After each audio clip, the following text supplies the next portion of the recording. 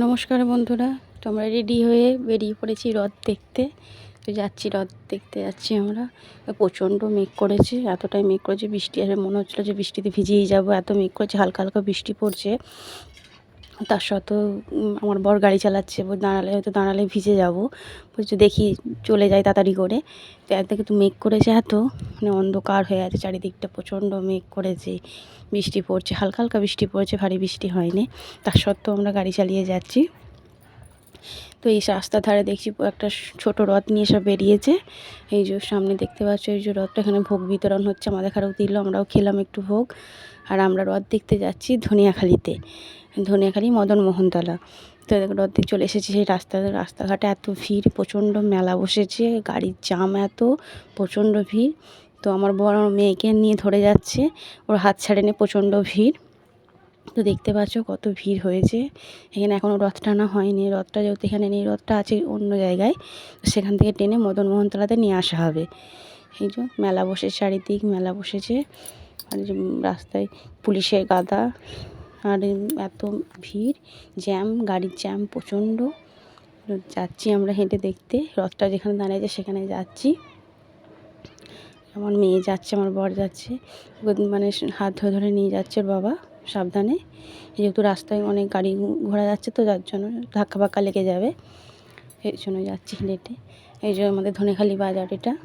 তো আমরা যাচ্ছি ধনেখালি মদন মোহনতলা, মানে মদন মোহনতলার নামটাই হচ্ছে ওই ঠাকুরের দেওয়া নাম ওইটাই।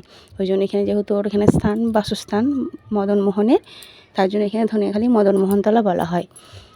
এই যে এখানে প্রচণ্ড মেলা বসেছে, মানে এই যে মদন মোহনতলা যে মন্দিরে মানে মদন মোহন থাকে, সেখানে রথটা টেনে নিয়ে আসা হবে, সেইখানে প্রচুর মেলা বসেছে।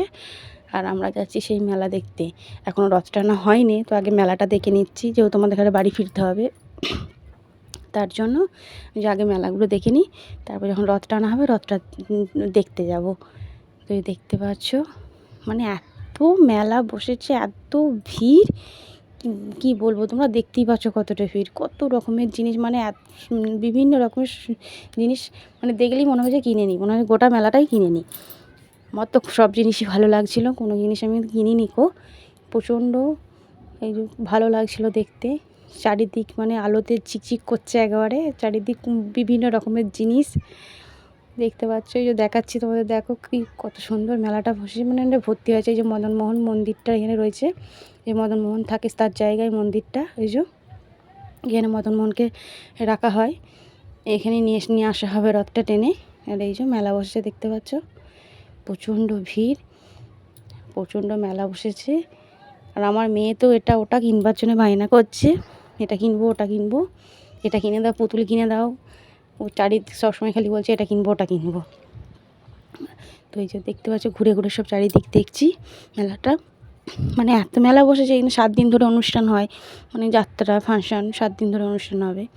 আর এই জিনিসটা দেখছো, এই যে 7টা ঘোড়া আমার বর দেখতে পেলো, তো ওই জিনিসটা আমার বর দেখছে, দাম দর করছে, ওই জিনিসটা ভালো লেগেছে, ওটা কিনবে ও। তো এটাই কিনা হয়েছে, আমাদের এই যে দোকানদারের সঙ্গে কথাবার্তা বলছে, তো ওই জিনিসটাই আমরা কিনেছি। 7টা ঘোড়া আছে, যেটা দেয়ালে টাঙিয়ে রাখা হবে, তো সেগুলো কিনেছি। এই যে আমি চারিদিকটা ঘুরে ঘুরে দেখছিলাম একটু মেলাটা।